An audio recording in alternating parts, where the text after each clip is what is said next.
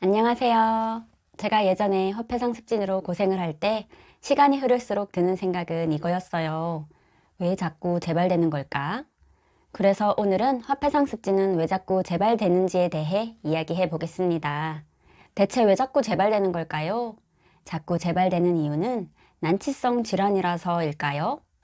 물론 그래서라고 할 수도 있겠지만 저는 왜 자꾸 재발되는지 이제는 알겠어요. 제가 생각하는 이유는 내 몸의 회복력이 떨어져 있어서예요. 이렇게 확신 있게 말씀드릴 수 있는 이유는 제가 지금 느끼고 있기 때문입니다. 음식 치료를 해서 완전히 나아봤었고, 병원 치료를 해서 나아져 봤었고, 나았던 건 여러 번인데 재발되는 것도 계속 반복이었어요. 그것도 심하게 재발되기도 하고 좀 덜하기도 했지만 계속 반복됐었어요. 너무 답답한 마음이었고 재발할 때마다 너무 힘들고 아픈 날이 시작되었죠. 나았다가 나빠지면 정신적으로 더 힘이 듭니다. 그럴 수밖에 없죠. 어떤 고통이 따를지 어떤 일들이 벌어질지 잘 아니까요. 저와 같은 기분을 느끼고 계실 여러분들이 어떤 심정일지 너무 잘 알아요. 제가 화폐상 습진은 완치가 되지 않는다고 말씀드렸는데요. 완치를 말하는 병원에서 치료를 하고 만일 진짜 평생 재발하지 않는다면 정말 축하드립니다. 하지만 저는 완치라고 말하지 않습니다. 완치가 된다면 왜 대학병원에서 완치가 안 된다고 말할까요? 그럼 한방은 완치가 된다고 말하는데 진짜 완치가 돼서 그 사람은 평생 재발하지 않을까요? 전 믿진 않아요. 질병을 극복한 경우는 많습니다. 암도 이제 완치가 되는 시대가 되었어요. 하지만 화폐상 습진은 아직 완치의 단계를 말하긴 이르다는 생각이 들어요. 그 이유는 지금 제 상태에 있습니다. 저는 완치가 되었다고 생각하지 않아요. 왜냐하면 가끔씩 한두 개씩 병변이 올라오거든요. 하지만 완치된 것처럼 살아간다는 느낌이 드는 이유가 일단 병변이 올라와도 진물이 많이 나지 않아요. 살짝 나다가 아물고 나아져요. 나빠지지 않고 상처가 커지지도 않습니다. 저는 전신에 병변이 있었고 얼굴도 심했었는데요. 특히 얼굴은 조금만 자극을 받아도 금방 병변이 생겼어요.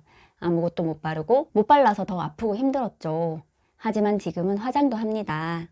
저는 긴 시간 동안 화폐상 습진을 경험하면서 계절이 바뀌거나 겨울에는 무척 고생을 했었는데요.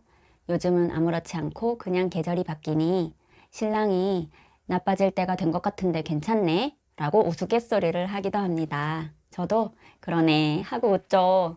저는 제 몸의 회복력을 올리기 위해 꼬박 2년이라는 시간이 걸렸어요. 그리고 지금의 제 상태가 되었고 더 이상 나빠지지 않을 거라는 확신이 듭니다. 그럼 이런 저는 완치라고 할 수 있을까요?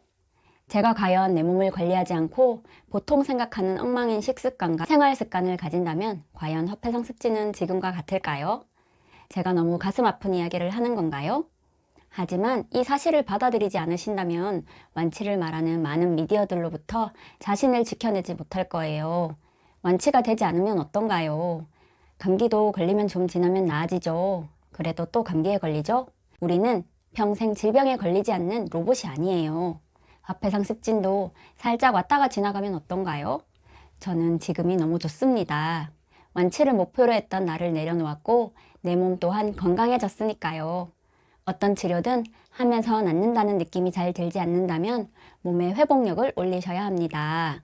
그러면 정말 빠르게 나아질 수 있습니다. 자꾸 재발한다면 몸의 회복력을 올리셔야 합니다. 몸의 회복력이 있는 건강한 사람들은 질병이 와도 쉽게 이겨낼 수 있어요. 몸의 회복력을 올리는 방법은 여러 가지가 있습니다.